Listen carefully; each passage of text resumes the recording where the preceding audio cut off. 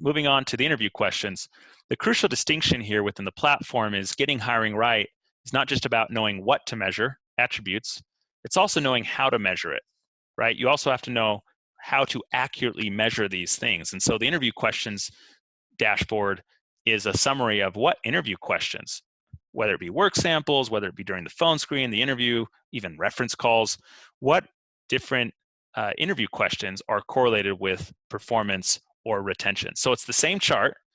The only distinction is now it's interview questions on the left and a list of what attributes were being measured by those interview questions, then correlation, direction, participants that are comprising this data set of insight.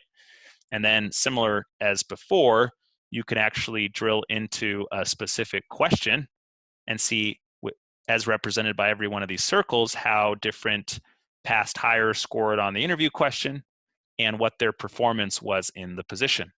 And you can, of course, drill down into their individual results as well and see different past hires and how they scored an interview question.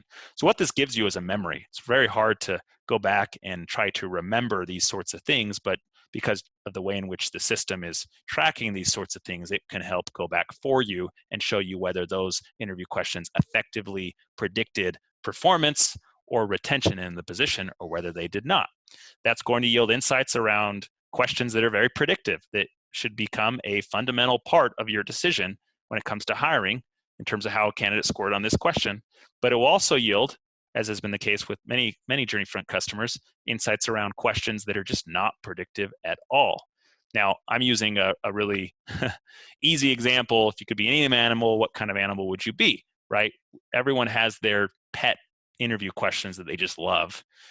But often it yields insights that maybe aren't as obvious as a question that you would think would matter that doesn't, right? So this is a tool that helps you learn over time what's working and what's not working, meaning what interview questions should we keep, which interview questions should we either drop completely or replace with something else so that you can get more and more predictive in terms of the efficacy of your interview process.